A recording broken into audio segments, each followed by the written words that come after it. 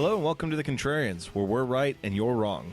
I'm Alex. I'm Julio, and thank you for listening. If you like what you hear, head over to Apple Podcasts to subscribe and leave us a 5-star review. Help promote the algorithm and spread the word. You can also find us on SoundCloud to subscribe and review, and don't forget to visit our main website, wearethecontrarians.com. Follow us on Twitter at Contrarian Prime, and to like us on Facebook, visit facebook.com/Contrarian Prime. And if you have the willpower to keep up with our pretentious ramblings, you can follow us individually at Contrarian Alex for myself and at Ovnio for Julio. That's OVNIO. Now, time for the podcast.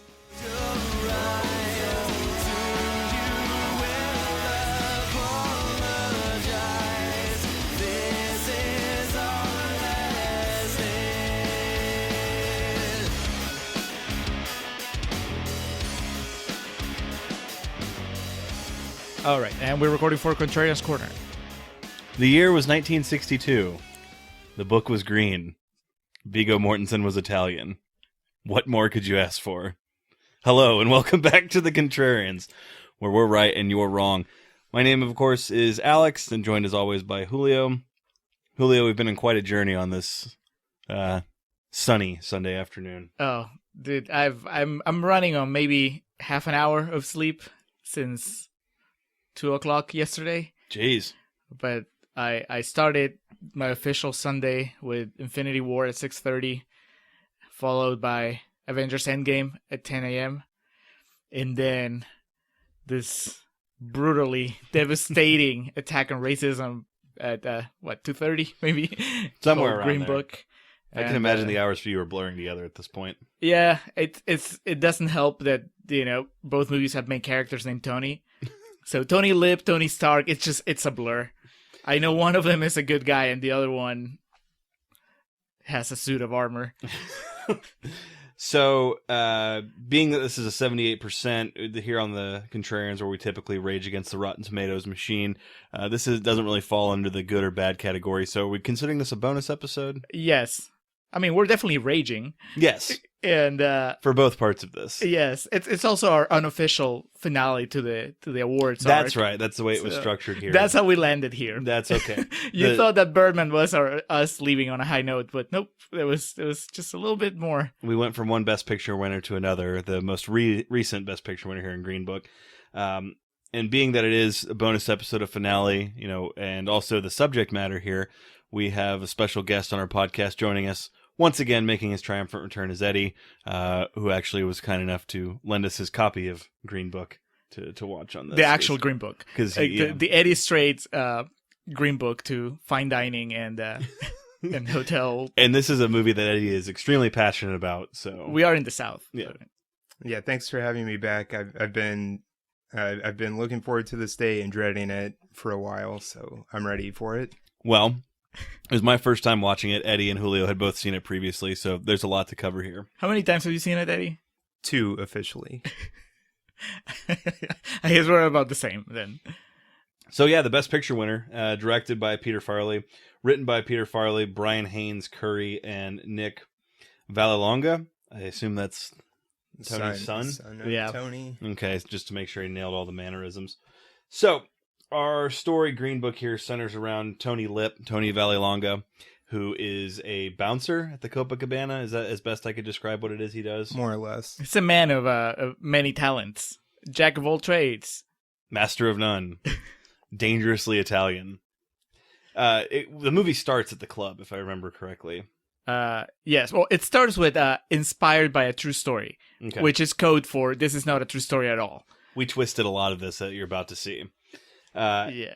He's a bouncer. He quickly gets into a fight. There's some subplot of him hustling for money on the side where he pays off the coat girl to get some rich dude's hat just so he can return it to him later for more money.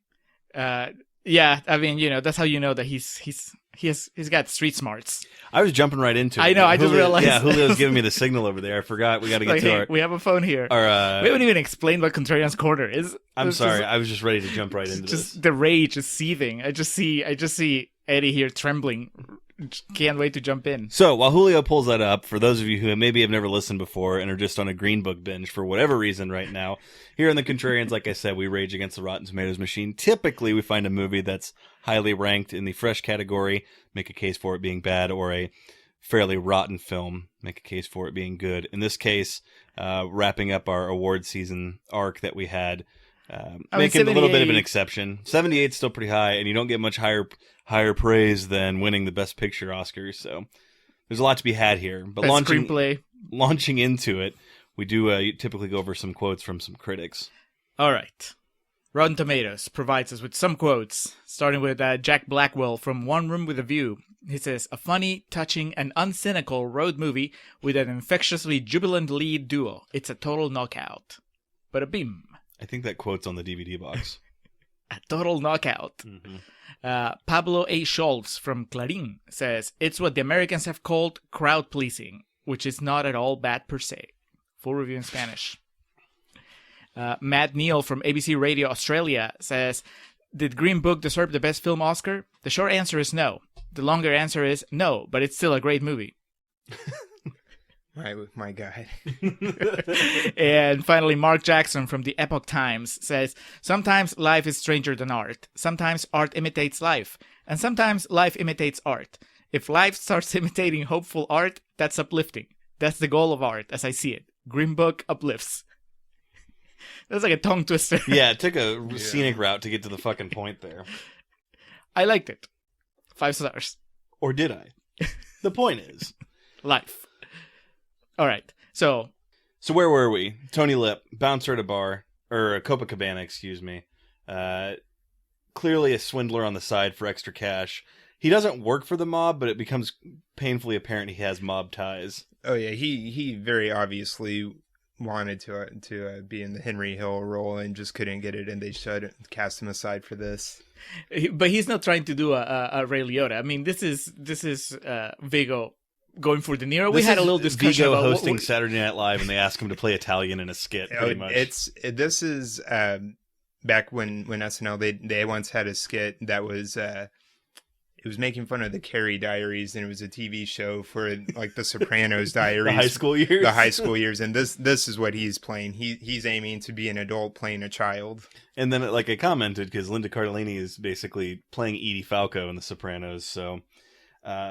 But he's short-tempered. You know, he's got a short fuse and eats a lot. Yeah, and doesn't say forget about it a single time. That was I know. So he didn't even get that right. It's probably the only cliche this movie avoids. As Eddie pointed out when we were watching it, we do get one use guys.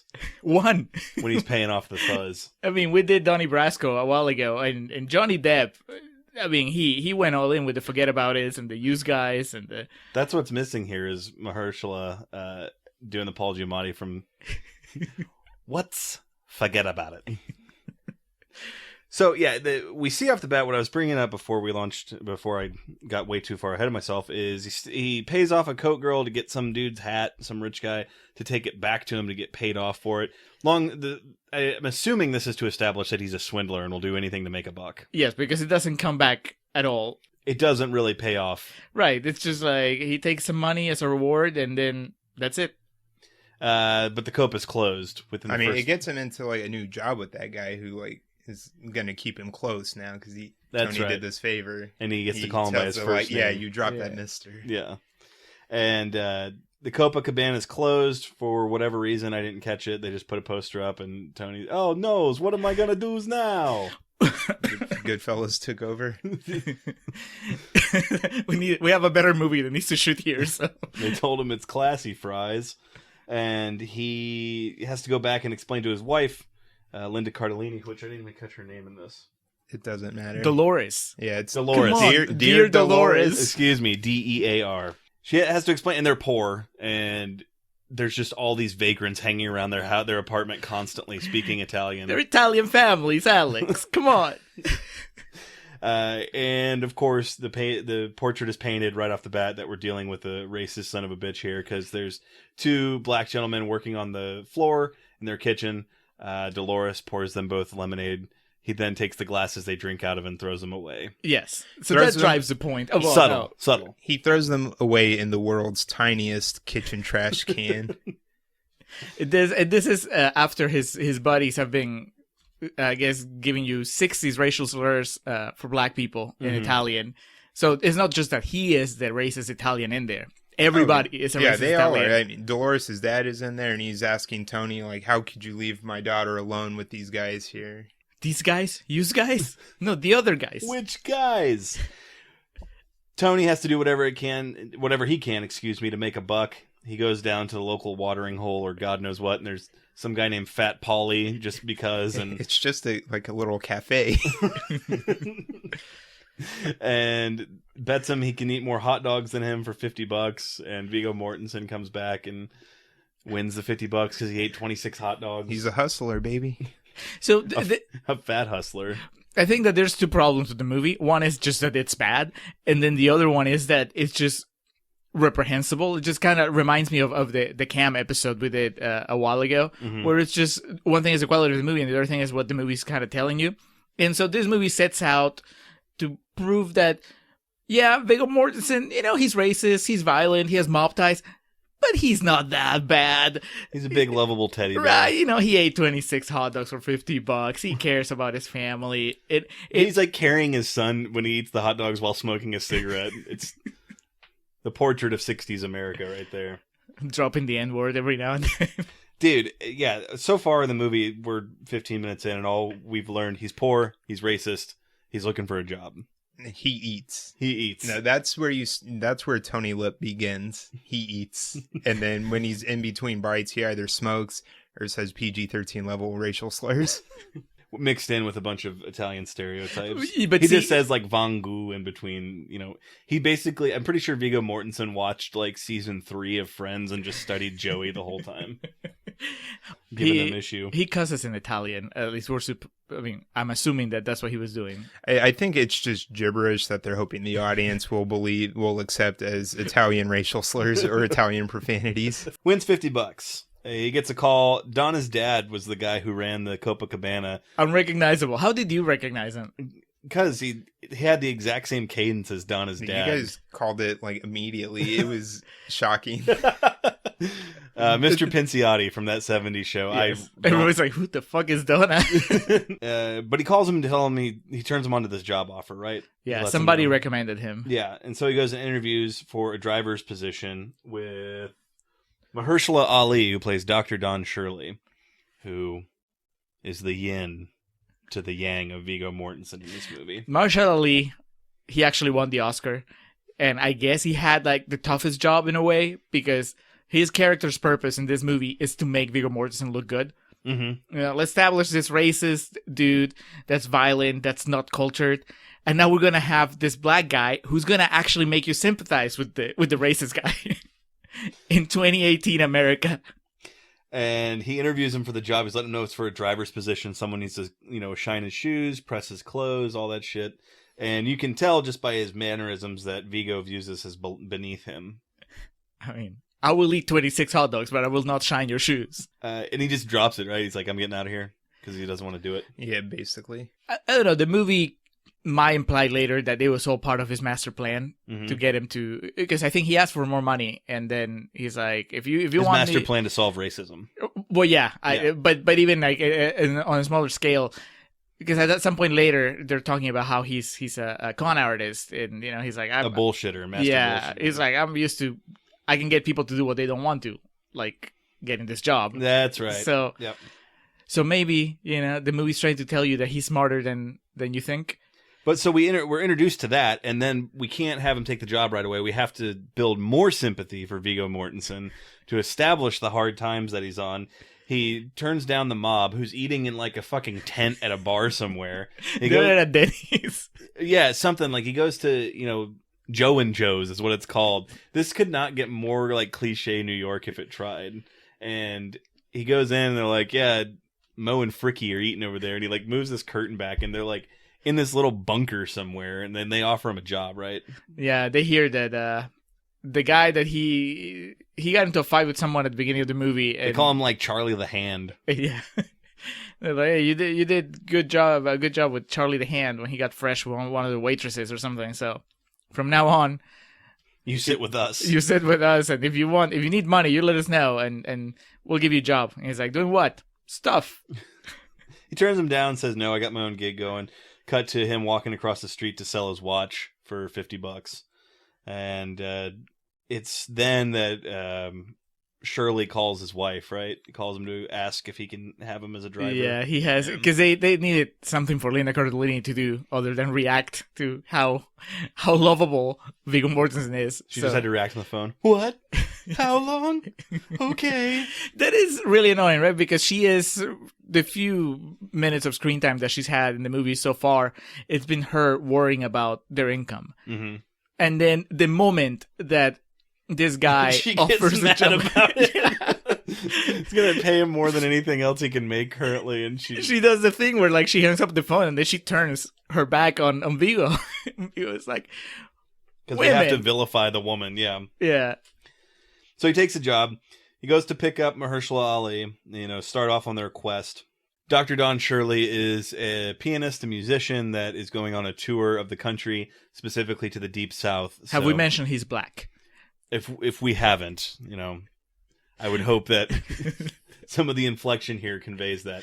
He is a black pianist who is going on a musical tour of the country, specifically to the Deep South, so he needs someone that can be sure to get him from point A to point B. I think the movie did a pretty bad job of convincing me that this needed to be done. Other than so that Viggo Mortensen's character can experience some growth. I don't understand why Mahershala Ali felt the need to go on a tour of the South. Especially because every time somebody was racist toward him, he acted like it was the first time. He was surprised that people in the South were racist. Yeah, he did seem taken aback. Even the people that were booking him still treated him like a second-class citizen. Also, I mean, we're in the South, but we're in Austin. So I'm sure that anybody watching this here, they were like, oh, well, that's not us. But how do people in Mississippi feel about this? We are also in 2019. Yeah, Mississippi seemed like total assholes. Oh, yeah. And the record label explains to him the tour, what's going to happen, that, hey, here's your check, but you're not going to get paid until you finish the job type of thing. And do they explain or does Shirley explain that the 23rd of December is the last show? I don't think they say anything. He knows because they give him the itinerary, and then he brings it up. And then there's the agreement, we're going to try to get back to New York by Christmas. Because, Italian, big family, big Christmas Eve dinner. Linda Cardellini's meatballs, I tell you what. But the record label also... Oh my god, this is so bad. Like, this is like our Grease episode, I think. With what, the Italian... Yeah. Dude, speaking of Grease... What was the budget for hair product on this movie? Because Viggo's hair is wet in every scene. Like, wet. And perfect. Wetter. Like, there's not like a part where we see it vengeance. askew unless he's like in a fight with somebody. Yeah. Just like the one strand that crosses his There forehead. should be the part where Mahershala slaps him in the back. Would you watch the hair? Before he leaves, though, before we all go on this road trip of discovery... He is given by I believe his manager, Mahershala's manager or somebody, the record exec. The record executive, yeah. It's a traveling when black guide called, you guessed it, the Green Book. Why would you call it the Green Book and not the Black Book? That's just too much. Come on. That's two on the notes for this movie. I mean, this movie in particular, I'm not, like there was an actual thing called a Green Book as we discovered, but this movie itself, it wouldn't have been above reproach for it to call it a black book. If you're playing fast and loose with a true story to begin with, then why not just... there's already a movie called Black Book, so they don't want to mix the two up because that Black Book is set in World War II. That's from Paul Verhoeven. Oh, okay. I thought you were talking about, is it Little Black Book with Brittany Murphy? Yeah. Jeez. Don't worry, we're going to come back to that movie later in this talk. Thank you for mentioning it now, though. Now you know that we're aware. And again, you know that we know that you know. This artist life also lives to establish that Tony still doesn't want to be subservient to Dr. Shirley. He's gonna play by his own rules, but see, he's a proud man. He's a loose cannon. Yeah. But that kind of stuff in real life, you wouldn't put up with that shit. The movie, they frame it in the sense that yes, he's being a rebel, but Mahershala Ali is pretty condescending and pretty full of himself. He's his boss. There's like so many scenes in this. I mean, that has to be why he hired him. Because, I mean, what we see of their meeting, like when they walk away, the only reasonable reaction is, okay, I'm going to hire somebody else. Unless he just wants them to feel superior to this guy, or so he can teach this dude how to write a coherent sentence later in life. But there's so many parts where Vigo's like throwing a fit, and like I just wanted Mahershala Ali to, bitch, I'm paying you. But then Vigo turns around, he's like, but you're black, and it's the 60s. I ain't got to do nothing I don't want to. I'm surprised Mahershala doesn't just occasionally bring out a wad of money from his jacket and just like flick it at Vigo when he's getting out of line. You want it, Tony? Tony, what's become of you? We set off on our journey across the country. We don't get into the deep south too quickly. We're going through the vast cornfields of Indiana for a while. We review the itinerary and the needs. We quickly establish that Don is an alcoholic because he needs a bottle of hooch every night in his room. And Julio... Tony doesn't judge. No. Julio was kept pointing out when I brought up these things about him, why are you reducing him to an alcoholic? I was like, because that's what the movie's doing. I was trying to give the movie the benefit of the doubt. Gotcha. Also, I knew... because I'd already seen it. So I was trying to give you some suspense. I knew that later on we see Doc Shirley hit rock bottom, and it's not pretty. That was probably Doc's own stipulation to himself when he was like, I guess I got to hire this guy. How am I going to get through this trip? So before they leave, Dolores, packs a bunch of sandwiches for the road trip. And she gives them to Tony, and she's like, there's one for you and one for Dr. Shirley. And fucking Viggo Mortensen in this is the episode of Futurama where Bender becomes a human and just can't stop eating and gets like morbidly obese because he eats his sandwich and then he sees the one labeled Dr. Shirley, and then with a big condescending smug look on his face just opens it up and eats it. Doesn't he look at him in the rearview mirror and then decides to take the sandwich, or is he just staring at the name on the sandwich and then takes it? I think he does both. Okay, he looks at at it, surveys it. Should have known if there's a subtle option in this movie, they never take it. Eats the sandwich. We're off and running. Quickly into the trip, Tony is lectured by Doc Shirley that he needs to work on his diction, his presentation of himself, because they're starting to... He's too Italian. Yeah, they're learning about each other really quick, and so he gives them the what for about, we're going to be dealing with, the most elite people across the country on this. And then a catchphrase, apparently an Italian catchphrase I've never heard before, but now I've learned from this, is Viggo Mortensen explains that they got a problem when they can go take a shit. I mean, sound philosophy? I don't know. Haven't tried it. I'm pretty sure fucking Peter Farrelly was just like, whatever sounds good, go with it. This was a cut line from Dumb and Dumber 2. And isn't this where he explains too? We need to get you like a show name. We need to shorten your name because Valley Longa. Right. Yeah. But we will it's not probably do Tony Lip. Like the only truly insightful thing that Tony Lip does in this whole movie when he calls out Doc on this and it's like, you're telling me all these elites can't pronounce Valley Longa. Yeah. And he's like, we're not calling you Tony the Lip. Your impression of Mahershala Ali is uncanny. It's so good. Oh my god! It's like, I mean, it's straight up Hannibal Lecter, and it's hilarious. Shit, we have it. The first performance, I believe, is in Indiana. No, the next scene is in Indiana. We're fucking somewhere in the Midwest. It's still, we're not in the deep South. Is the point? Right. There's some sort of civilization. Like his life is not in danger. Maybe just a little bit of his pride. He's getting to go and eat everywhere, and he's part people, of society. People look at him, but it's like warm up racism for when he gets to the South. We'll appreciate it though, because the movie comes back around. Because the North, thank God we're in the North where people treat each other right. But that's what I'm saying. Like people from Mississippi, people from Ohio just watch this and be like, "Damn right." Well, I wonder if it's just like when you bring up World War II to a German in present day, and they're like, "See, you're never living this down." Like, is that if you're from Mississippi, that's it? Like, movies will never let you forget. Or fucking Raleigh, North Carolina, where they try to make him use the outhouse. We'll get to that. First performance. Tony can't be bothered to fucking watch it. He's out playing dice with I put in quotations, the help, because it's basic. He's the only white person there because everyone else, of color is relegated to that. And fucking Mahershala is already disgusted with him. He comes out and, Tony, I've been looking for you. The performances. I had this. There's a lot of them. There's a lot of Mahershala playing the piano here, and it all kind of.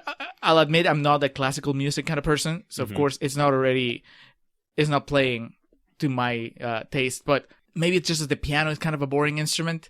You know, I mean, he's not being Jerry Lee Lewis song every time too.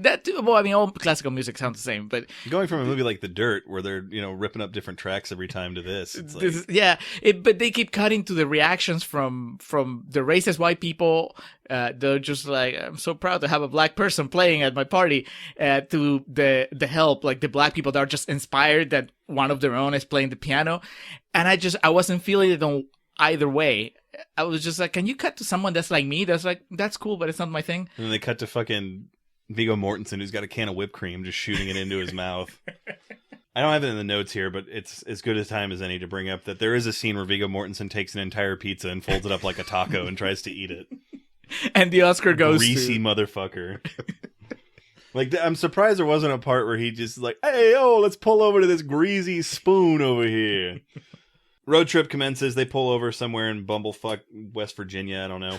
And it looks like it's going to be trouble because it's like a fucking very rural gas station.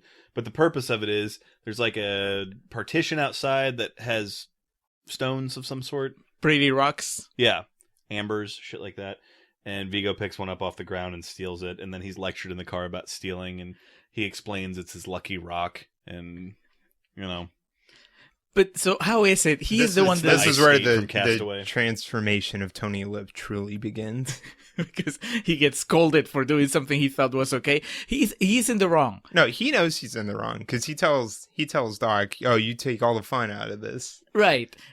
So even though he's in the wrong, the movie paints Doc as being a nag, right?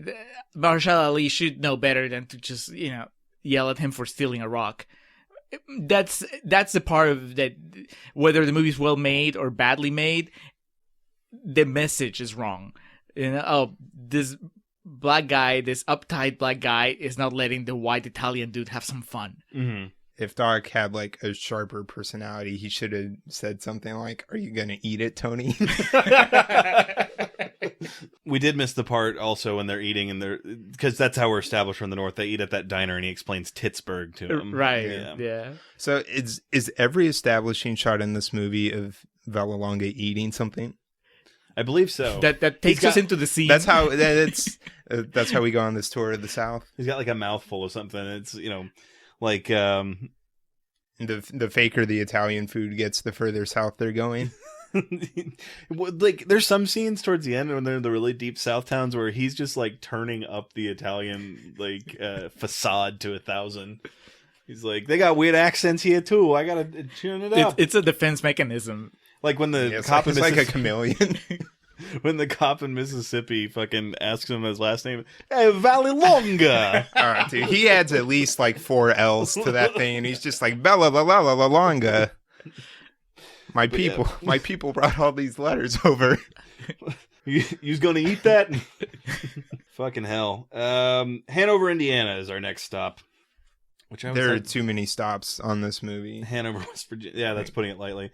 They should have flown. Well, this isn't more of an establishing Tony where he's not eating, because he comes in and slaps the guy who set up the venue, because it's not a Steinway piano, which is one of the big requirements the doc has.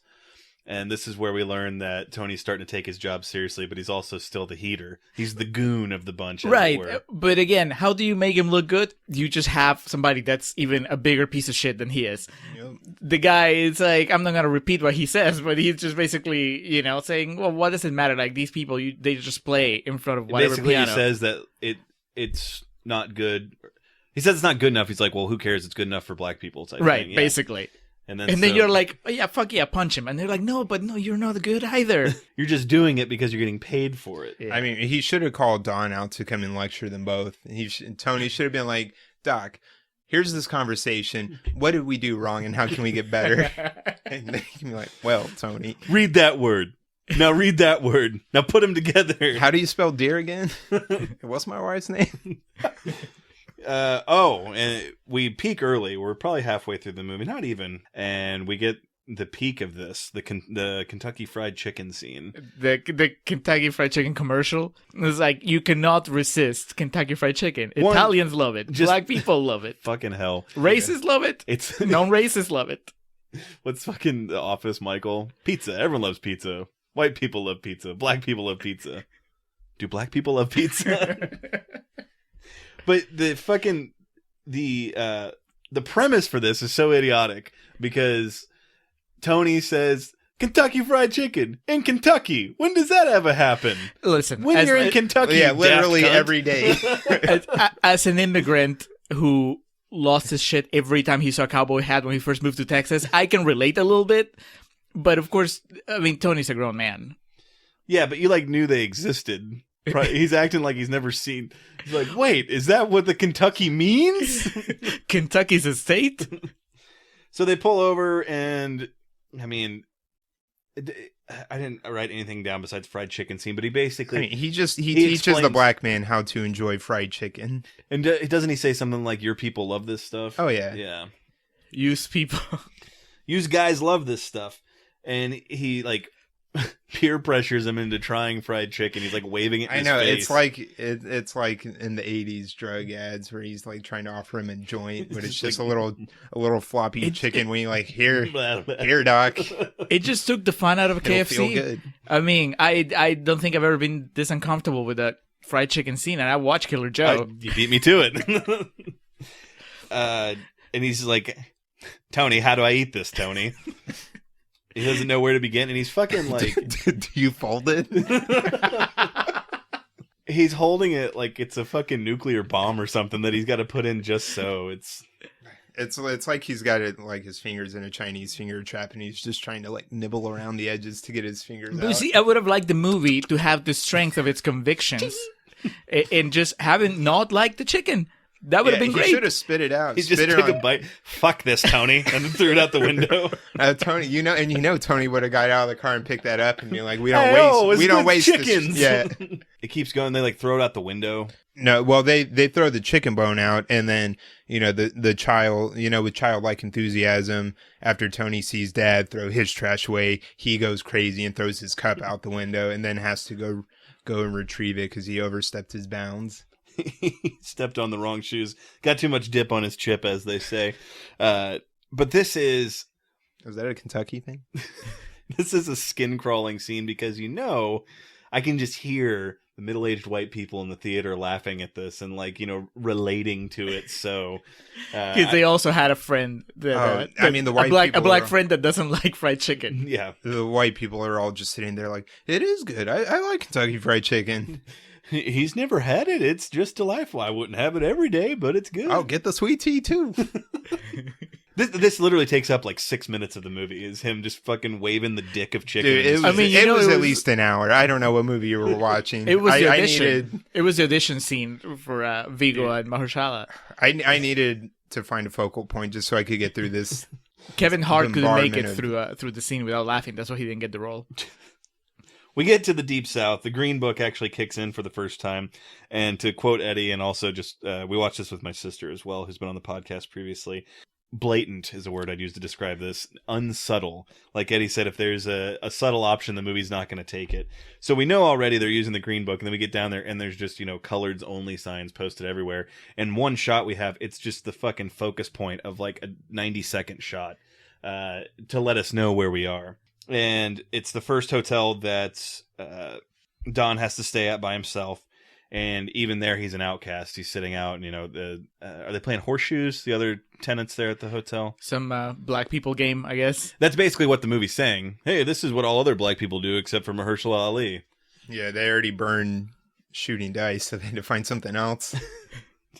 And they ask him to join, and he's, no, I'm fine where I am. And they give him hell for not participating. I mean, Yeah. that's It's not that playful. bad, It's but, yeah. playful. I mean, if Oh, because he's like give in him- a suit, and they call him like Fancy Boy or something like that. Right. Yeah. I mean, these are black people. They're harmless. Now, if you want somebody to give him hell, that's the next scene. Whitey. Yeah. He wanders off because he wants to get a drink, and This is the pizza taco scene, because fucking Right. he ordered his porn on the TV, and he's got his big pizza, and he's ready to enjoy himself for the night. Brings out the lotion, he's lubing up the hands, he's got the pizza fold, and then the phone rings, or they knock on his door, and he does the, what? I'm enjoying myself here. And then, Can't you see I'm busy here? yeah, exactly. Didn't you see the pizza box on the door? It says do not disturb. He's just becoming Travolta the further we get into this. That's not how we do things up north. He gets called down to the bar where Mahershala Ali is getting not only harassed but physically assaulted. We cut in on him and he's bloodied up. Yeah, they've been punching him for a while. So the guy that goes looking for Vigo is one of the musicians that travels. They're a with trio. them. Yeah, There's the German fellow and then this other miscellaneous dude. white guy 4. Yeah, so this guy, he saw that they were beating up Mahershala Ali, and the only thing instead of helping, Exactly. they run out of the bar to go get Fat Tony to come and help him. So that's gotta be at least 10 minutes. So for 10 minutes, they've been beating the shit out of Mahershala Ali. Yeah, You were a white dude. You could have, done something. Yeah, but he didn't. He comes in Because Vigo has to be the hero. yeah. Well, also, they all, when he starts talking, they're like, get these Yankees or some shit. And he threatens with a gun. I'm going to fucking shoot you. Well, And- the illusion of a gun. We never see the gun. We do. Sorry. Not right now. Spoiler alert. But the threat of him having a gun is enough to get him taken away. And basically, they hand Mahershala Ali over to him. But see, since you brought it up, this is again the movie betrayed itself, because at first you think, oh, he outsmarted them. He didn't have a gun, so his brain and smarts solved the situation. At the end of the movie, you find out he had a gun, Yeah. so it didn't matter. He's not really that smart. He's not really that confident. He can't fucking put a sentence together. Of course he's not that smart. He's borderline illiterate. He can't spell gun. He takes Don back to the hotel, drops him off. He's really drunk, sad, takes him to his room. He tells him, from this point forward, you don't go anywhere without me. So they're on to the next town, which turns out to be Raleigh, North Carolina, when the car breaks down on the side of the road. And wouldn't you know it, breaks down just next to a field that has a high population of black people working in the field. And it's the scene in Ferris Bueller where Cam is just looking at that painting and it keeps cutting back and forth to his face and with the painting. They're looking at Mahershala Ali like he's Michelangelo's David in a museum somewhere.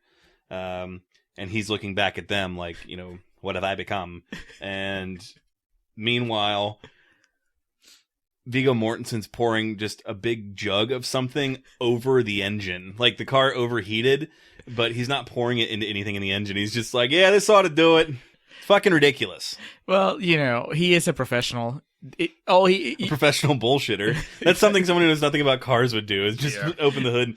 Yeah, got it going. The big twist at the end of the movie is that they never really left the North. Viggo was driving them in circles. It's a source code. What happens from here? We get to Raleigh, North Carolina. There's a performance. It's all happy and good. And the gentleman who owns the mansion, or the plot of land where they went to perform, said, we asked the help what kind of meal that Dr. Shirley would enjoy. And come on, guys, what do they serve him?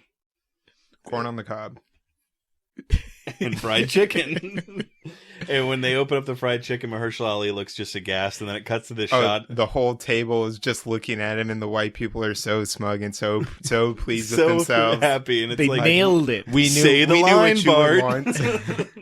And they look at him, and then it cuts to a shot of Viggo Mortensen who does the point to the brain thing of like, told you. Yeah, and Vigo, he's already like 3 chicken legs in while they're all staring at Mahershala. He's just doing the thing where he's sucking it clean. Mahershala goes to use the bathroom. Dr. Shirley, goes to use the bathroom, and they stop him and say, you can't use the facilities. You have to go to the health outhouse. The outhouse.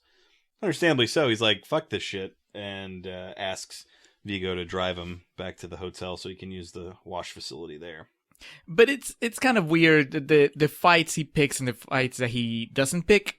It doesn't seem consistent throughout the movie. There are times where he draws a hard line at, well, I'm not gonna use the bathroom that the help uses. Mm-hmm. And then there are times where he's like, I know they hate me, but I'm gonna play and amuse them anyway. Mm-hmm. And like I said, the movie never really explains why.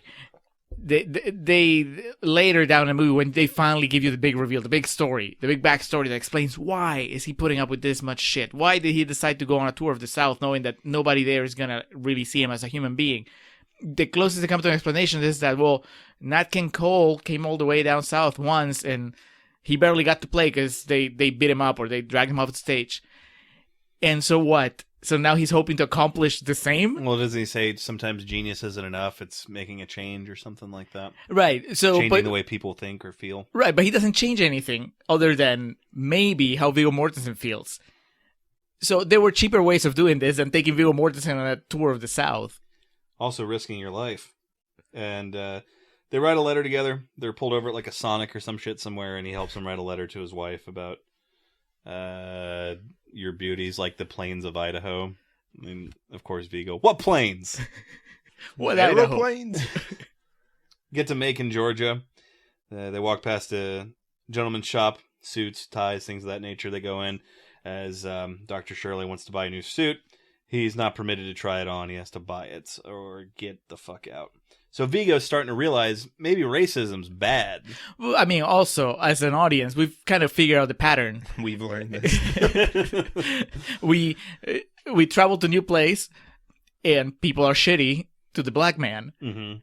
And Viggo learns a little bit more each time. Viggo it's like learns. an advent calendar. Viggo learns, but Doc Shirley, he doesn't. He walks into that tailor shop expecting to be treated the same way as Viggo Mortensen. By now, he should know. They're getting deeper in the South. In case you didn't know, this movie is about Viggo Mortensen's realization of these things. So I think he's just doing it to show him everywhere they go, so Viggo can be like, "Hold on a minute, this ain't right." It's probably Doc thinking in his head, like, this idiot still has not learned, so I guess we have to go here now. Like, Tony, please take me to the suit shop. Maybe attempt 57 will help him learn. In Macon, Georgia, we get another call, or we don't, Tony does, excuse me. He's called down to the YMCA because it's where gay men go.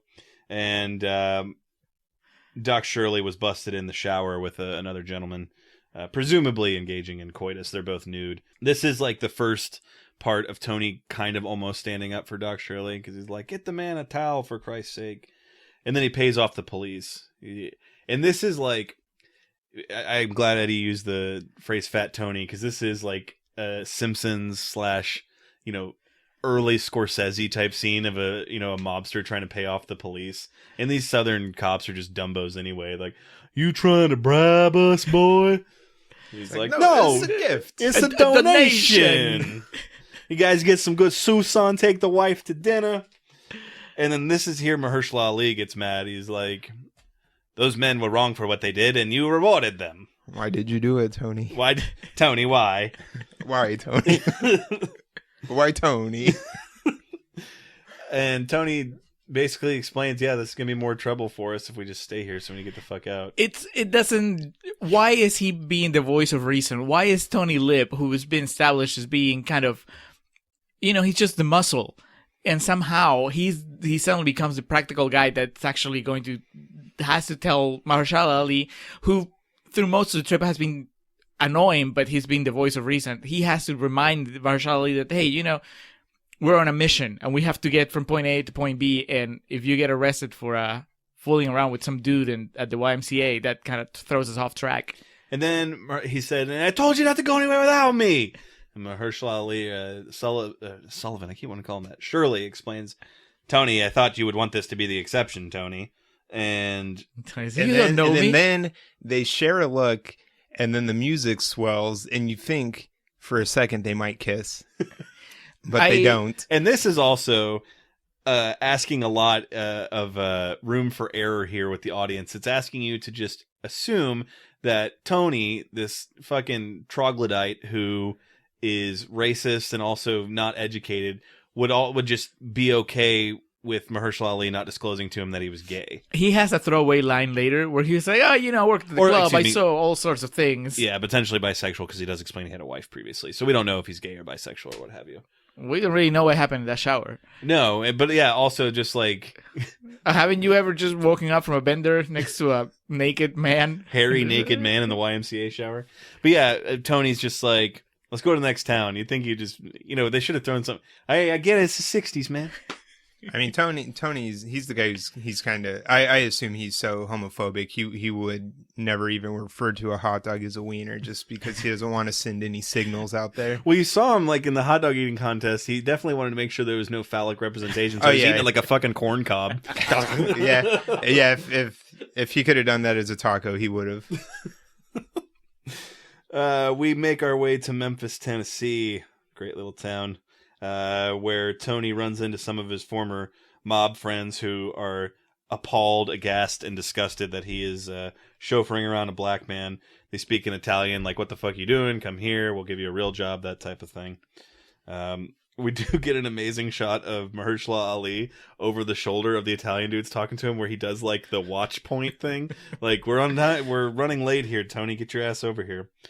Later that night, he goes to leave, Tony that is, to meet up with his mob friends to hear him out about their job offer, where he is cut off in the hallway by Shirley, who apologizes kind of like for what's been going on, and then also... He apologizes for being gay. He apologizes for causing him so much trouble. I'm sorry racism and homophobia exist, Tony. What have I done, Tony? Tony, I'm sorry, I'm a bundle of cliches. And isn't this all... He's all in Italian, so he lets them know that he knew exactly what they were talking about. Yep. And the look on Viggo Mortensen's face when he starts speaking Italian, no, that's impossible. It's like the look that we get later from Doc when he sees Tony just writing a letter on his own. Like he should be behind like a glass partition observing it from afar. Okay, we get to Mississippi, and this is where the fucking white hot heat shines brightest, in that... Do they even perform there, or are they just making their way through when they're pulled over? There's like a montage. At some point, even Peter Farrelly realized that, okay, maybe it's time to speed things up. I can't keep like making a stop and a sequence of racism on every stop of the tour. So we get a little montage of him like playing the piano. He ran out of racist cliches and like gotta build up to the next one. Yeah. It's a sign of Farrelly's maturity as a filmmaker that he did not include a montage of racist acts just to drive the point home. So they're pulled over by the General Lee, and what are they even pulled over for? They're where they shouldn't be, is what the guys. They're in a what do you call it? Like they're not. If you're black, you're not supposed to be out after curfew like or something. Sundown town or whatever the fuck they call it. Pulled over. He's explaining we're lost. We got turned around. And the cops start harassing him, make him get out, and of course it's pouring rain. So it's a massive inconvenience. I'm surprised Tony didn't explain his shoes couldn't be wet or something like that. And they just explain he can't be out. You shouldn't be driving him. They find out he's Italian. This is what we're talking about. Yeah, and how do you pronounce that last name? Vallelonga. And then he's like, oh, no wonder you're driving him. You're half an N-word as well. Isn't that what he calls him? That's the first N-word they drop in the movie. Jesus Christ. And it won't be the last. They took their sweet time getting there. And they made you earn it. It's not even aimed at the main black character. That is a genuine surprise. Yeah. So they are arrested because Viggo Mortensen takes this insultingly and punches him. So we're in the jail cell there. It's much like The Master, where they're just yelling back and forth at each other within their jail cell. Doc Shirley gets his one phone call, places a call. Moments later, the phone in the jailhouse rings. And Deus Ex Kennedy. Yeah, Bobby Kennedy. Somehow Doc Shirley had ties to him.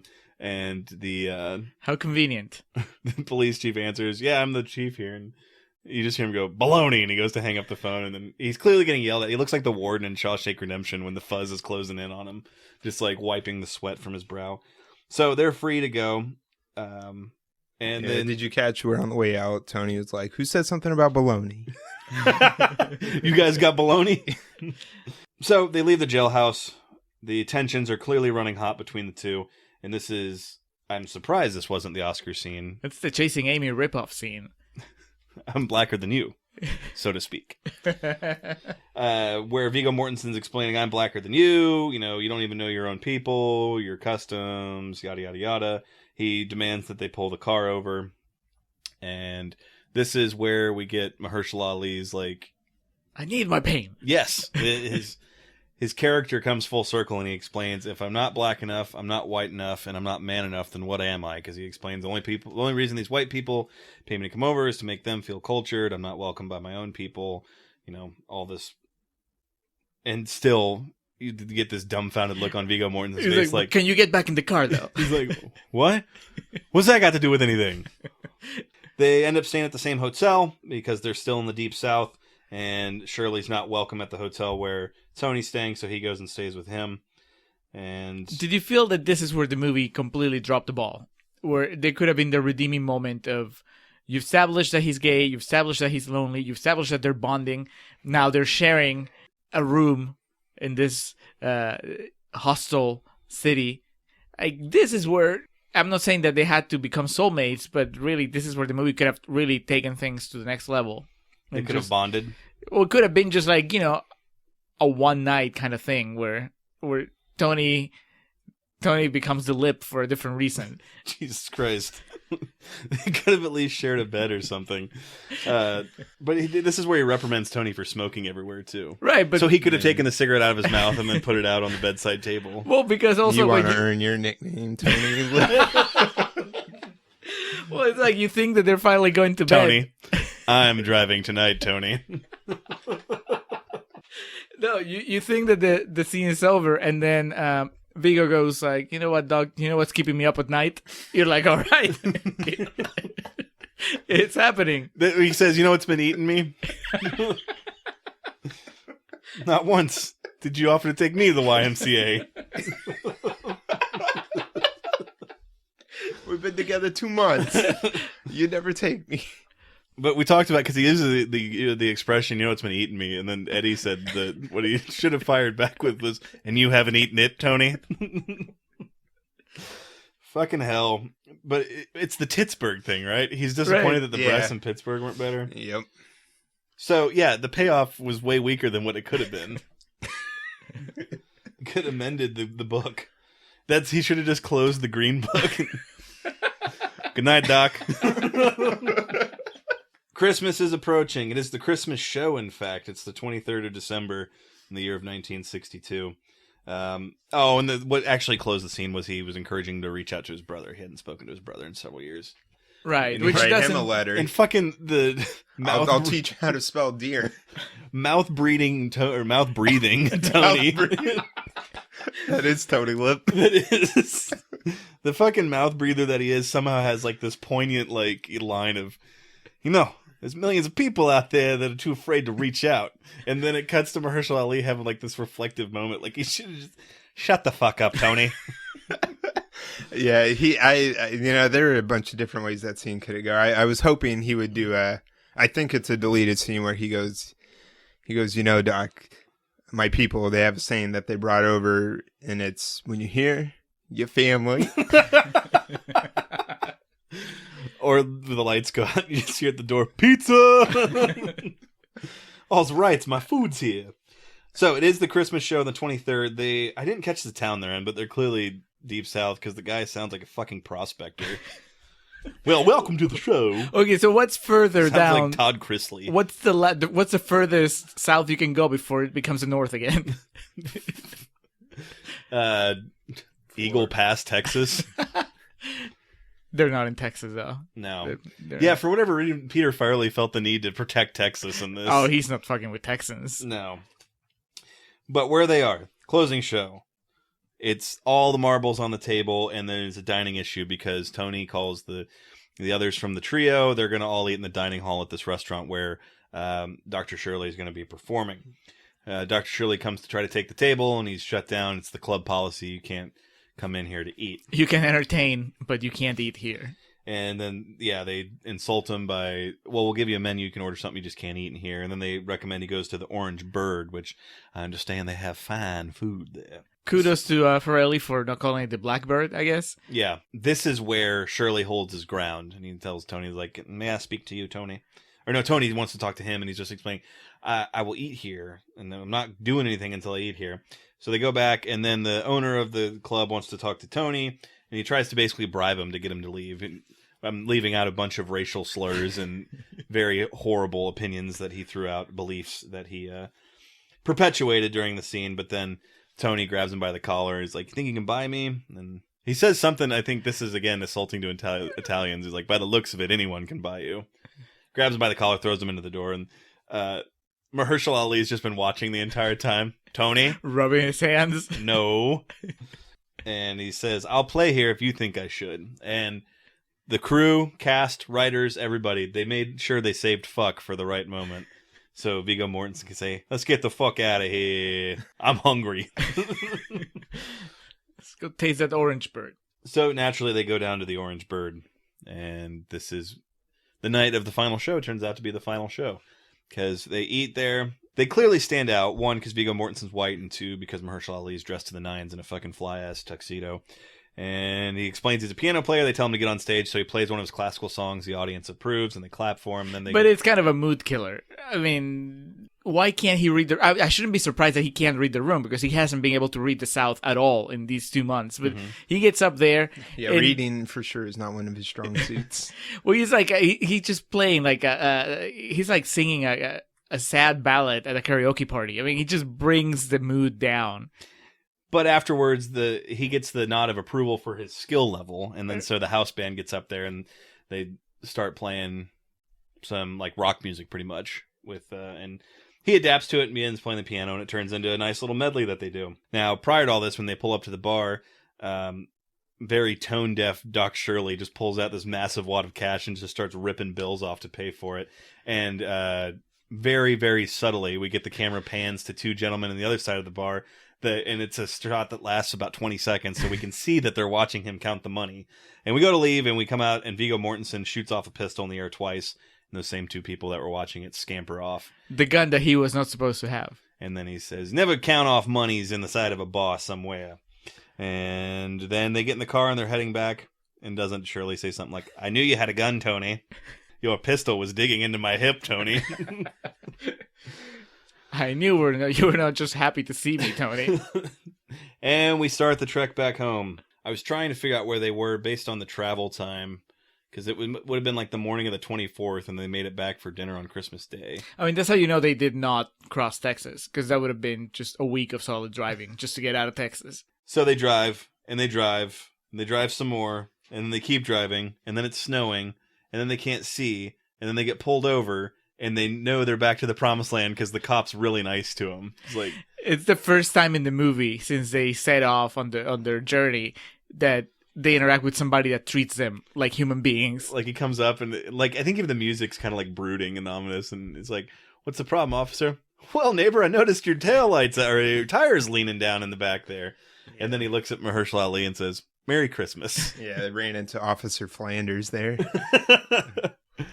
Tony can't take it anymore. He can't drive. He can't keep his eyes open. So, naturally, Doc Shirley takes over for the last leg of the trip. Gets Tony back home just in time for Christmas dinner. What kind of upside-down world, Twilight Zone kind of bullshit we are at this point in the movie where the big triumphant moment is that the black guy gets to drive the white guy home.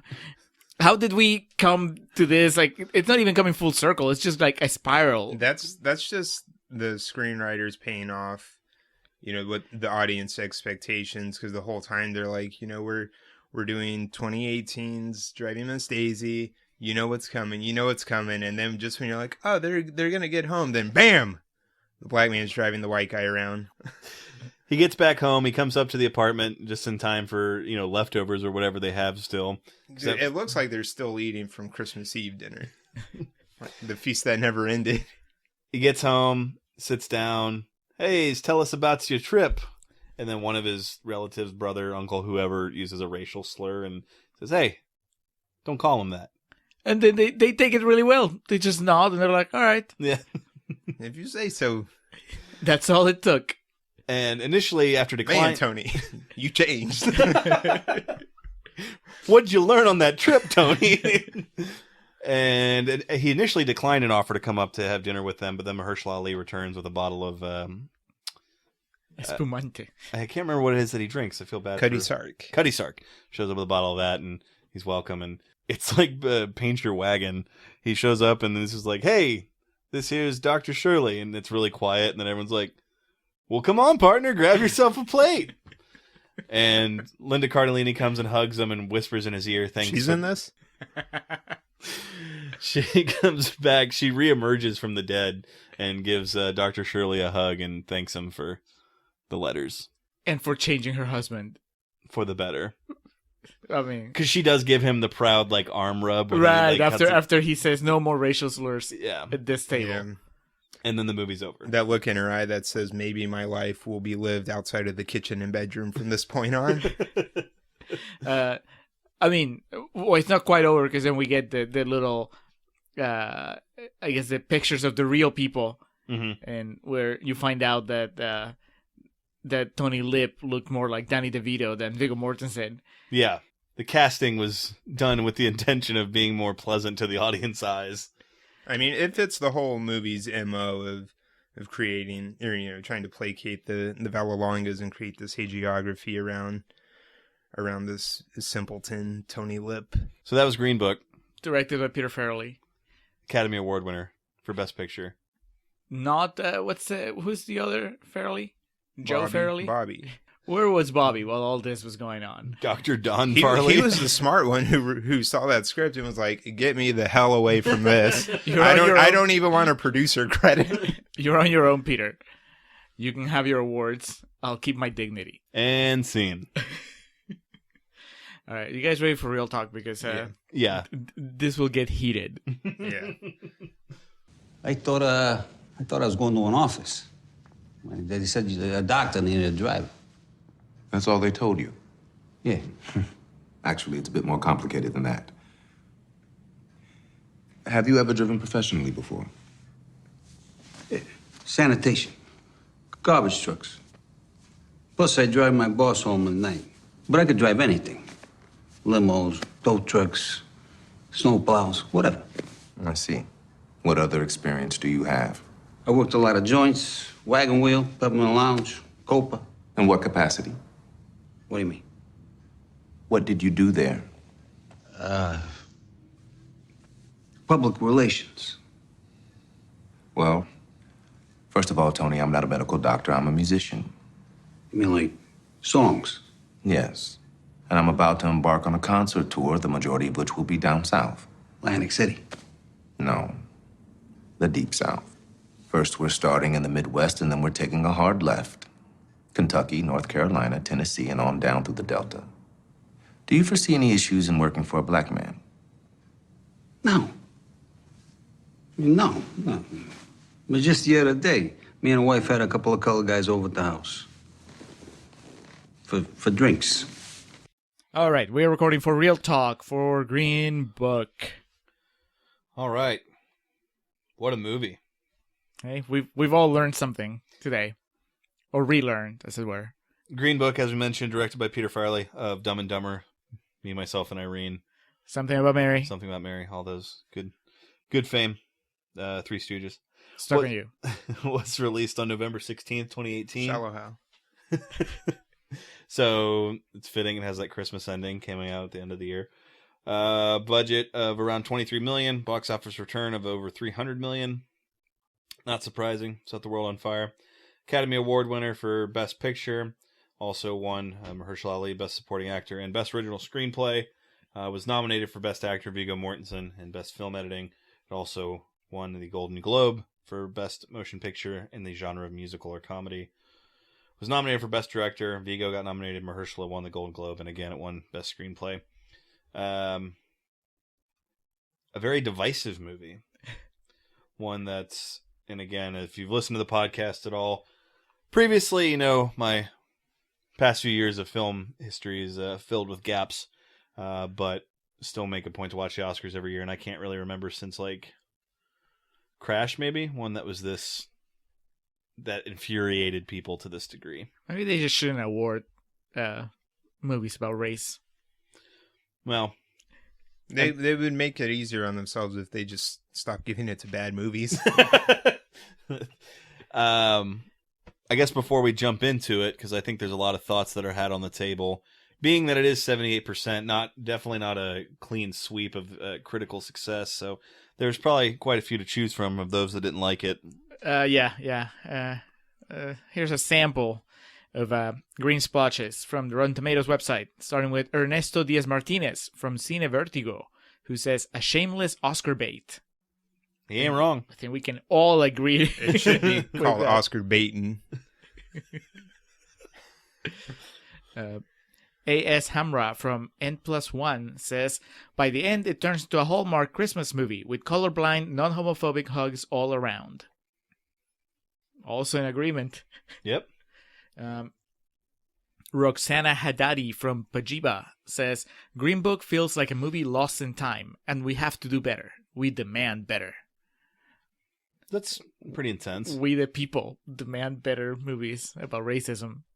I mean, can't all be a Black Klansman. And finally, Harris Dang from the AU Review says, Green Book is a film about racism told by white people, and it really, really shows. Yes. Yeah, that's the long and short of this movie. The Vala long and short. I don't know how do we...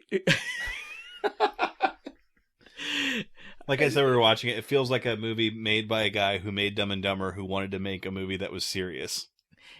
I mean, yes, I agree with like pretty much everything, like all those quotes, and I would say maybe 90% of the formal criticisms made to the movie.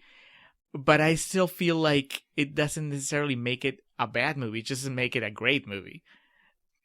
You know? And I wonder if people would have... Well, actually, no, I don't have to wonder. Obviously, nobody would have devoted even a fraction of the attention, the time, the space that has been given to Green Book. If this wouldn't win so many awards, people would be like, whatever. Right. It wouldn't... But I don't think it would have been so hated either. You know, it'd be like, oh, it's just that movie. Because this like, winning points out... to me, at least, the way I read the backlash against this is it heavily highlights and accents all the criticisms that have been made against the Academy in like recent years. Yes, but especially because there was a more interesting movie about racism that was competing against It's also a movie about racism that only has one black character. Well, I mean, we have a bunch of like there's all those people at the bar, people, yeah, and stuff like that, but none of them actually have a character. Yeah, but I mean, see, that kind of stuff is just like, that's not the movie that we're making, you know? Because really, the movie they're making is about... Peter, I don't know that many black people. Like, listen. Yeah. I mean, it really is a story about how a white man got himself a black friend. Yeah, but see, I have no problem with that story. I mean, that story is fine. But the problem is it tells that story very heavy-handedly. If this movie didn't act like it was trying to say, like, racism's bad, then if it made more of an effort to go out of its way to establish that Viggo Mortensen is the main character and he's just a dumbass and he learns something along the way, that's fine. But it's trying to act like this is going to solve all the woes of the issue. I don't think that the movie's trying to do that. I think that there's an audience that perceives it that way. I mean, I don't disagree that there are people that watch this movie and like pat themselves on the back because they liked it and they think that, well, this means that I'm not racist because I like this movie. But that's not on the movie. That's on the and people I agree watching with that. it. I think that's what a lot of people took away too when it won the Academy Award, because they viewed it as like the Academy saying, see, we're not racist. We gave it to this movie. Right. It's like, and that's not the fault of the movie. You're right. I mean, dude, we've done like this whole award season. We've been talking about safe picks, and this is, I mean, clearly a shining example. It doesn't get safer. Then actually, you could even like turn it all the way around and be like, it's almost unsafe to pick such a safe pick because they yeah, it's like it's safe in every way from subject matter to the like blatant mediocrity of every aspect of the movie to like the self-righteous, like they're the feeling like, we're making something that's going to mean something to people here. We're here to let people know it can be better, and it's just told so poorly. But I don't get the self-righteousness. I think that's maybe like the one thing that really marks my... At the end, like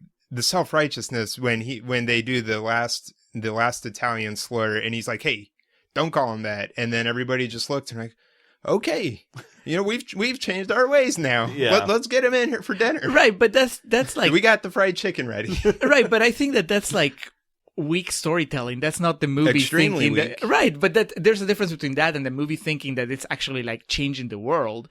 I mean, I think that's a label that was put on it. But if you just...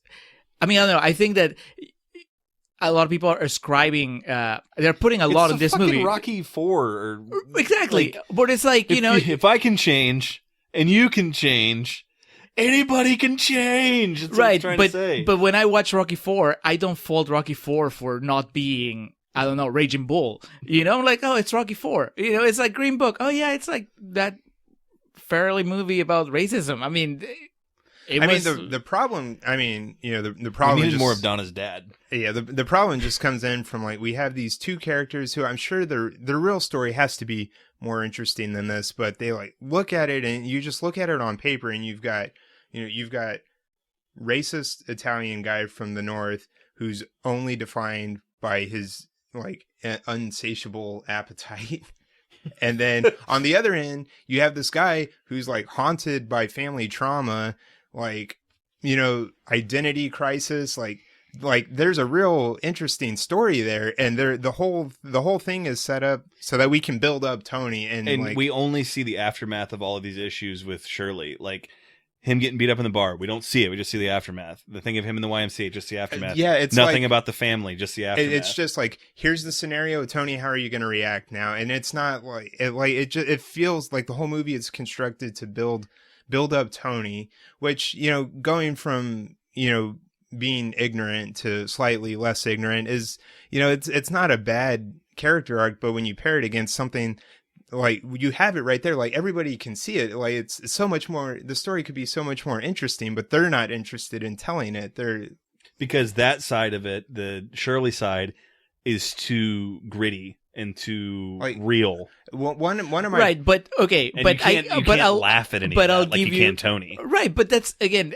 Why would you fault Peter Farrelly for not making the movie from the point of view of a black man? See, people would be crucifying him for saying like, "How dare you make a movie about?" I mean, even now, it's like, "Oh, it's a racist movie made by a white guy."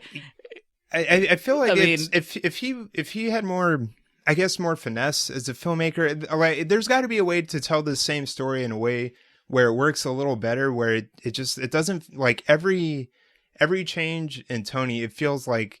We're just here to watch Don facilitate change in this man that we don't care if he's redeemed. We don't care if he's changed. And like, why should we care about if he changes at all? And really, I think, if we want to assign blame or credit to the story, I mean, it goes back to Vallelonga's son, who I think wrote the screenplay and like did that first and then got other people involved. Like this is the guy like trying to write an ode to his father, which, is, I don't take issue with, but as a movie, it's like I couldn't be less interested in this movie and what they have to say with it. Right, but there's a difference between like, oh, this is not as interesting as it could be, maybe even as it should be, versus like, oh, this movie is like incompetent. Well, I guess taking away like the idea of like it could be better, or just looking at it what it is, it's not interesting. Like it's heavy-handed. It's like holding everything up to you and it's like, see, racism is bad. And then 10 minutes later, we go through the cycle again. Racism is still bad, guys. Yeah. Are we learning yet? But see, we know the lesson. I think that there is a place in the world for this movie, and we may criticize obviously this thing won the best picture. I mean, this thing did an Avengers Endgame gross. That is sad. But I think that it's not just the people like us who are like underwhelmed by its message and the people that are like too proud of liking it. I think that there's a middle ground where there are people that are just like, oh, well, maybe I wouldn't have connected to Black Klansman, but I can connect to this. This is more relatable, as basic as it is. And I don't disagree. I think it's like, level Paint 1. by numbers. Yeah. But it's like, I can see somebody getting this as a starting point, I think that's the problem, because like for the movie, I have no idea what the demographics are, the people that like it, but judging from the like idea of like mostly this is mostly for white people to feel better about themselves, like going help. See, I don't that's the thing that why would you? I guess the real question is like, who watches this movie and feels better about themselves, right, or better about anything? That's what I mean. I think that I can see how there are the people that watch it out of some sort of sense of, well, this is the right thing to watch. I'm a better person because I watched this movie and I like it. But then there are people that just watch it because they're watching a movie, and that's. I don't think that I don't think the general public sets out to watch it to feel better about themselves. Oh yeah, I mean it's like it's. No more in the sense that it's a crowd pleaser. Yeah, it's built as a crowd pleaser, and like that is totally fine. But built as a crowd pleaser is not an excuse to have a bad movie. It's not a good movie. Is my problem with it. Is it a bad movie? I mean, So Yes, yeah, it is. it's made. So when I watch a movie, It's cartoonish. It's simplistic. Part of the problem is like it's 2018 and we're still telling like the most basic, the most reductive version of this story. reductive and also like spoon fed. Like it's basically, I mean, it's insulting to watch these things. When I watch play a out. movie that is made for like stupid, this movie feels like it's not stupid's a wrong word to use, but it feels like it's made for lowest common denominator in the sense of it's so repetitively blatant. The signs, 4 colors only. I agree. When they pull over and all the people working in the field are looking at them, it's like it's made like with the intention of people saying this is how it really used to be. I mean, we like, but those people exist. I think that's the okay. Then that's sad. But it is. I mean, I think that I mean, To be fair, like, this- half of the Lakers didn't know that Abraham Lincoln was assassinated. So, I mean, did they even watch Abe Lincoln Vampire Hunter? and then I had a couple other points. They're coming and going. From a racial perspective, it really irked me and made me feel gross that the movie builds up to the first N-word. Like, I feel like that's really weird that they use all these other racial slurs and then they build up to the big climax, and it's like... well, I mean, This is my problem. PG-13. I mean, that's true. I kept forgetting that throughout. Like, I mentioned this. I know I mentioned this most likely build to up you to the and other people back when I first saw it. But part of my issue with movies like this is that they want to tell these stories that are centered on race and like the ugliness that, you know, we've come from and hopefully have evolved beyond, but they don't want to be about it. Like, they want to say like, hey, it was kind of ugly back then. And then they just kind of skim over that ugliness, kind of like, well, with the Dawn character just kind of giving the snapshot of the end result to Tony. But it feels like, I mean, the movie's not out. The movie is clearly not out to explore racism. It's just like interested in Tony's personal journey. Collect that but money. It's just like, but it's racism 101. You have to have it in order to get to 102, 103, 104, 105. I mean, you know, it's like I feel like that is selling the audience short. Like, I don't think we need. See, I've been trying not to say it, but if I mean, we have the president we have. I know. Yeah. No, and that's a huge problem. The conversation we're having right now about this, so many people would be like, not people that listen to our podcast, of course, but like, there's so Certainly many. not anymore. There's people in fucking Mississippi that would listen to this and be like, what the fuck are these 3 people talking about? And I understand the definition of irony. Well, you're not white, but for the purposes of this analogy, you're going to be. The definition of irony is white people talking about racism. But at the same time, it's like, there's just more to it. There are things that I've experienced personally in life with friends of mine and shit that are way more gritty and real than this.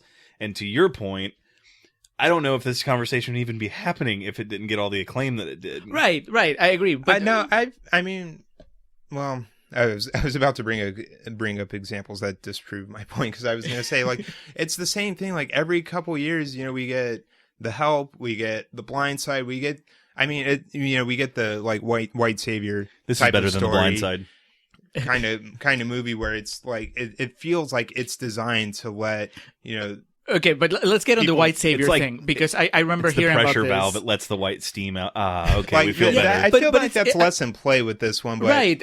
I remember the guys from Filmbusters, they did an episode where they were talking about like the white savior thing, and I mentioned, I was like, but you know, it's like, not really, I mean, it's more like a black savior in this case. You know, it's like he's there to like, the person that changes really the most is Tony. I mean, they both change, but Tony's like the overall, like, the end result of the movie, which is kind of like, you know, white people kind of evolving their beliefs more, kind of becoming more aware of things. It feels it's like it's the same thing, but the white savior thing is not really in play because Tony's not.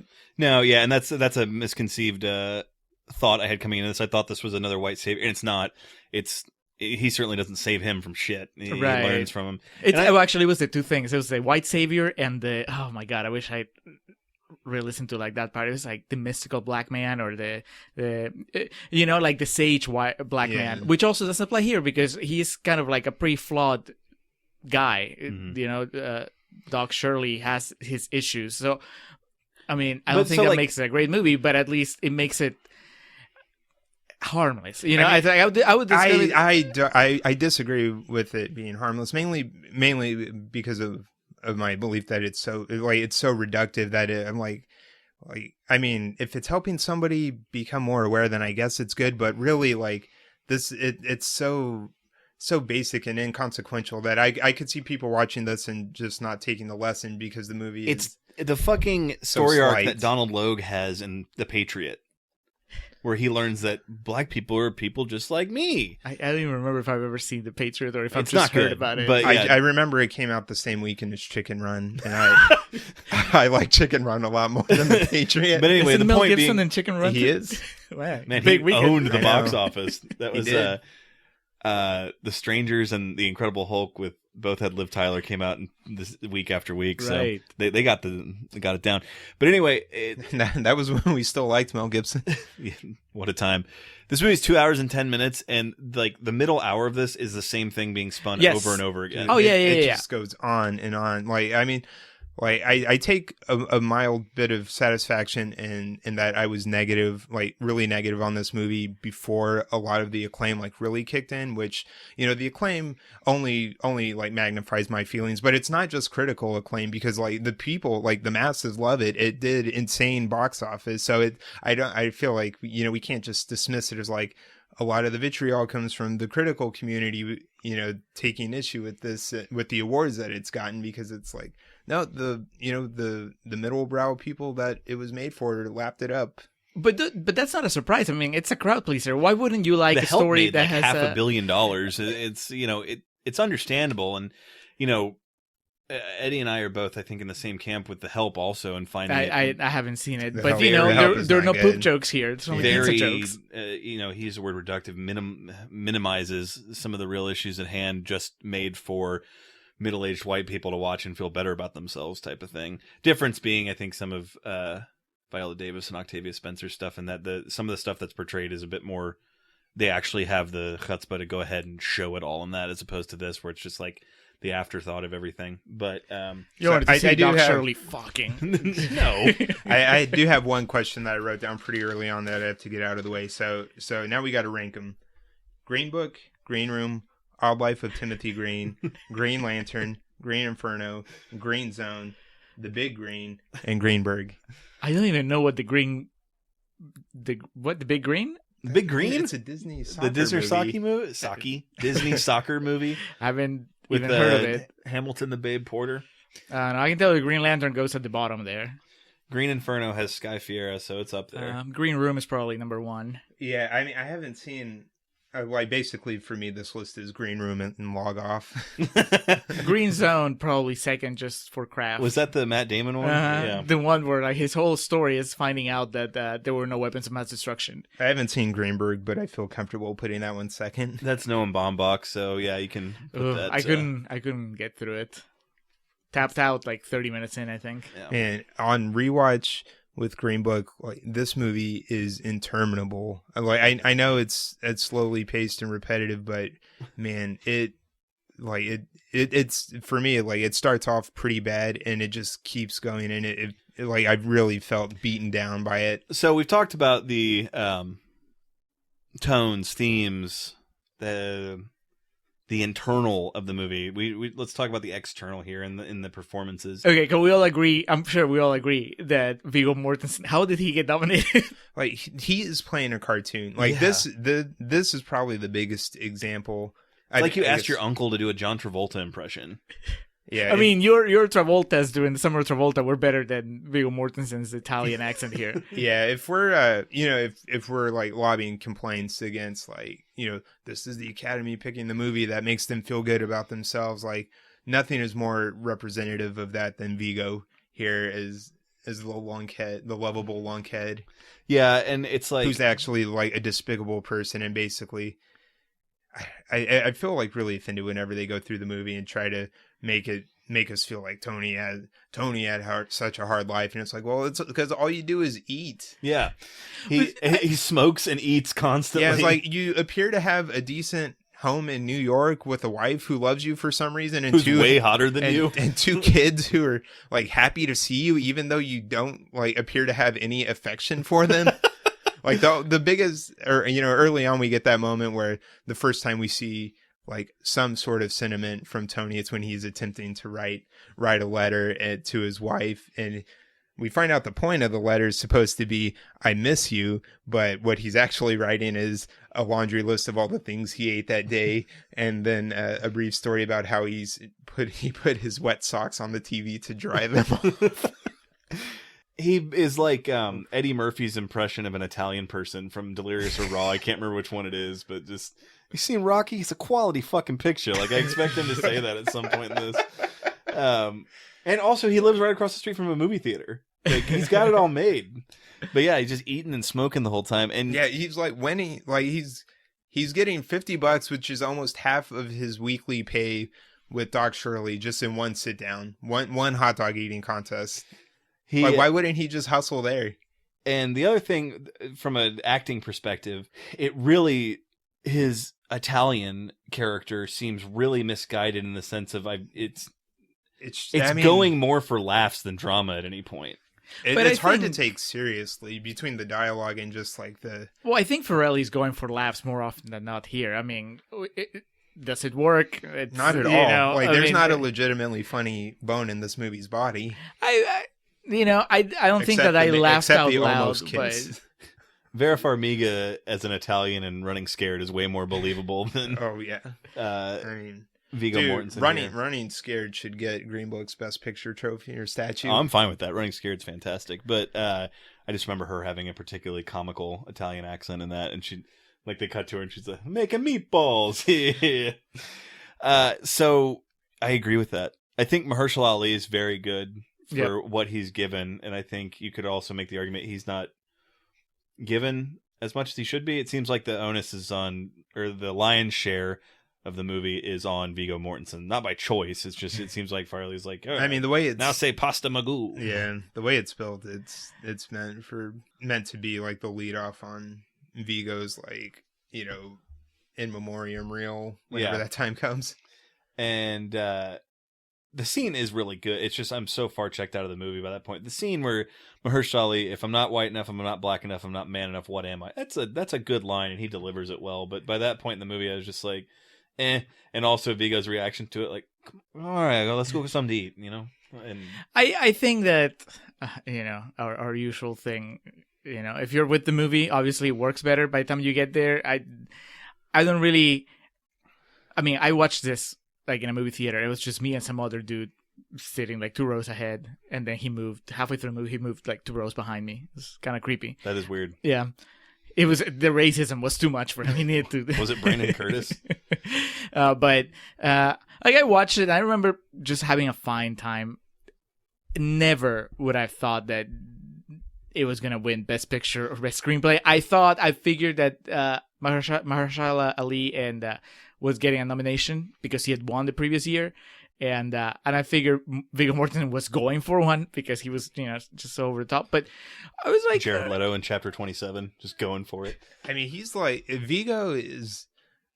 I mean, he's just kneecapped by the script. Like, the only times I feel like his performance is legitimately good is when he gets to be quiet and he can just react to something. But he's so busy eating and talking that it's like.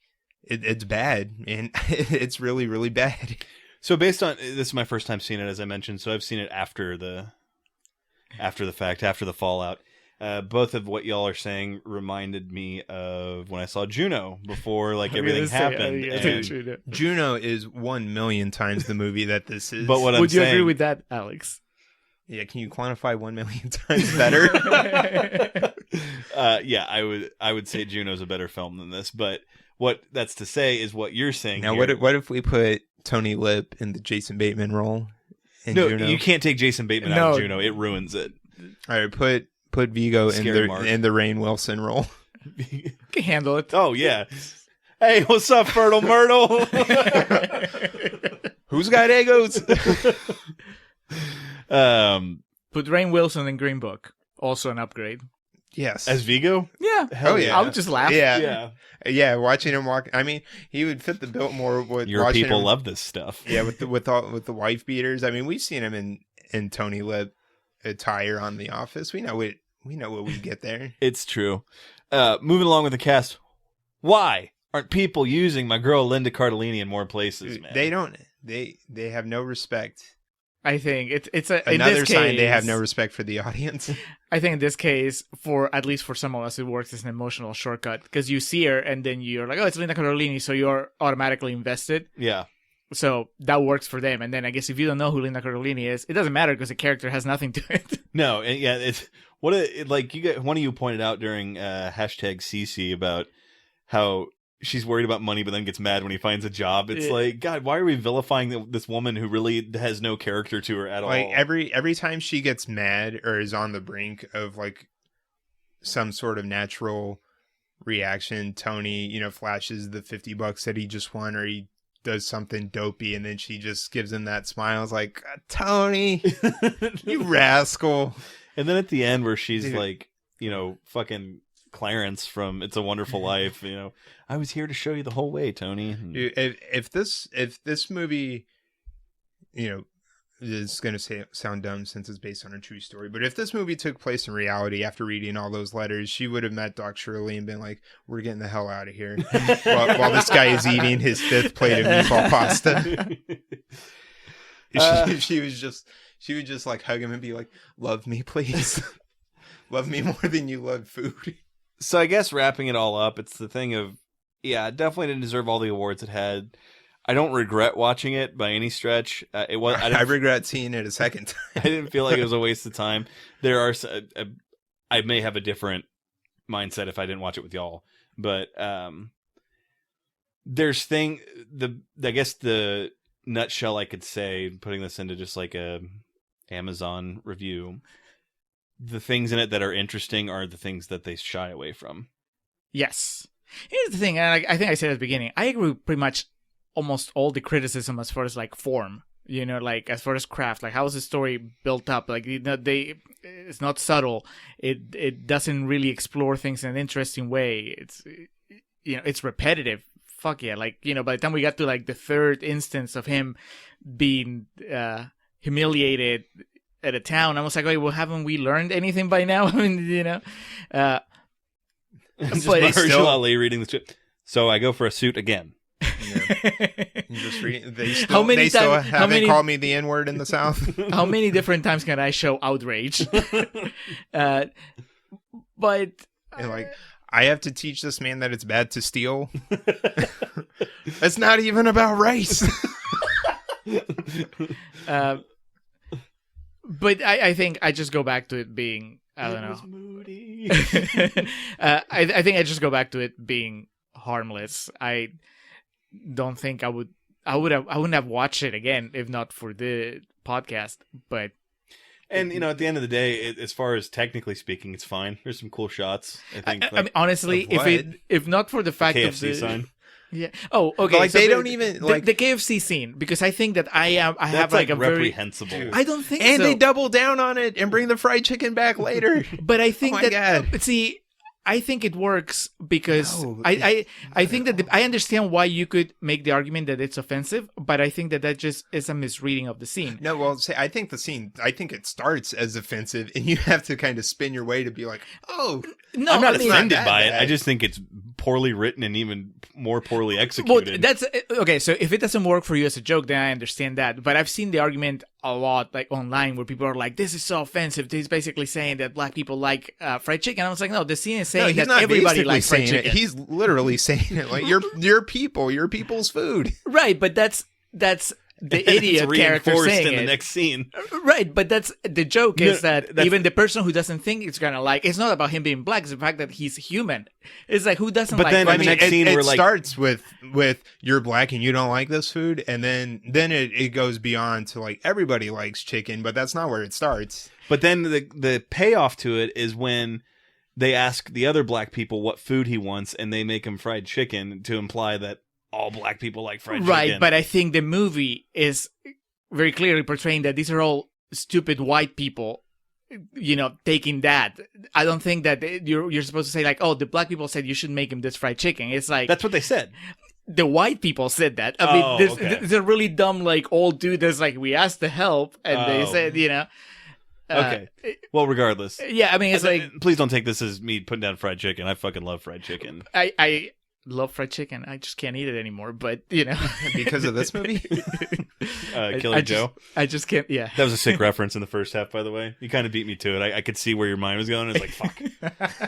I wasn't even finished. We're like, Killer Joe. And then the Herschel Ali said, "Now grab my ass, Tony." But yeah, it's just silly. chicken. It's a fucking, like, when you do that, especially in this day and age, a scene like that, you're just asking for criticism and problems. So it's like, why do it? I mean, they obviously know it's a loaded image, and they're just not insightful enough as writers or sharp enough as writers to spin it into anything that's legitimately funny or compelling. And I can't say it's offensive because I'm never going to pretend to know what Right. it's like to be like from that perspective. But to me, again, it's just poorly written and it's really silly, and it But it's okay to be. I think it's okay for a movie to be silly. it's like this huge gap. It in comes tone. back to it again. It's just like we're still doing jokes about black people liking fried chicken. Yeah. Like, But I think that in this case, it's a subversion of the joke. That's No, the whole point. That's the joke is not, oh, this is a black guy and he likes fried chicken. The point is like, oh, this is a black guy that didn't think that he was, that he thought that he was too good to eat fried chicken. But in the end, everybody likes fried chicken. I mean, that's just, I think that there's a distinction there. It's not like they rolled up to a town where like there were a bunch of black people eating fried chicken, and then he goes like, see, I told you. Instead, what happens is like white people serve them fried chicken.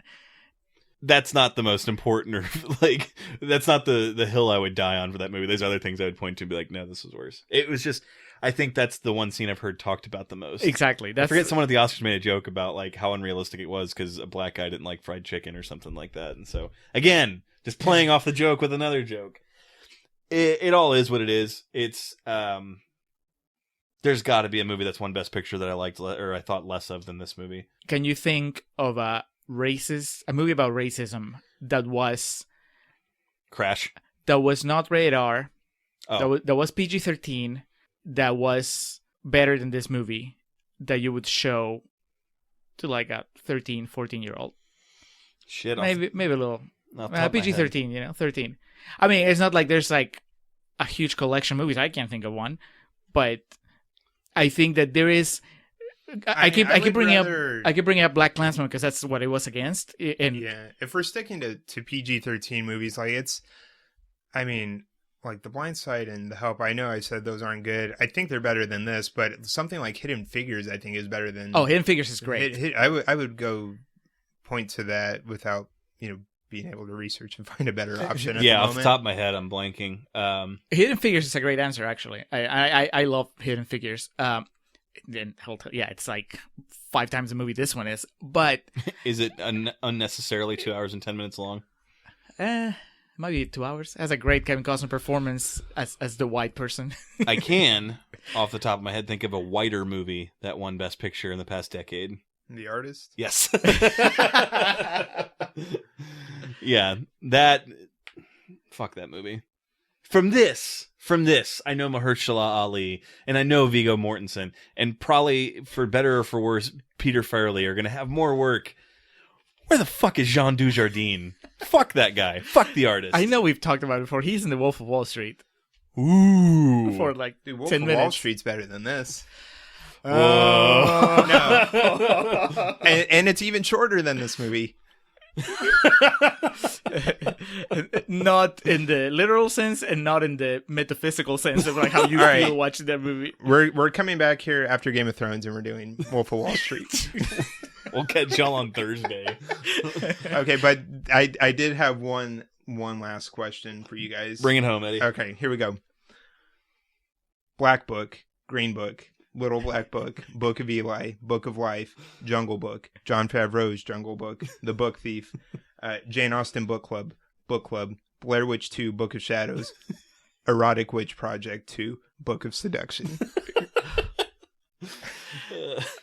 God damn it, I had it and then you kept listing movies, now it's gone. There's a clear winner in that one. Isn't there a Book of Life? Oh, Book of Eli. I said Book of Life. Okay. Book of Right Eli. after Book yeah, of Book Eli. of, Book of Eli. Fuck that movie, dude. What's better than Book of Eli in that list? I think Black Jungle Book?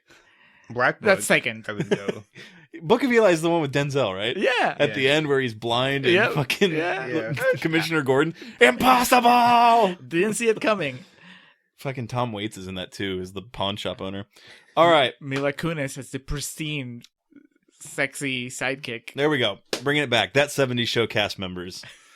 We had Donna's dad, and now bringing it back with Mila Kunis in the Book of Eli. So I feel like we could be here for a long time talking about this movie. It clearly Solving racism. entangles many real emotions.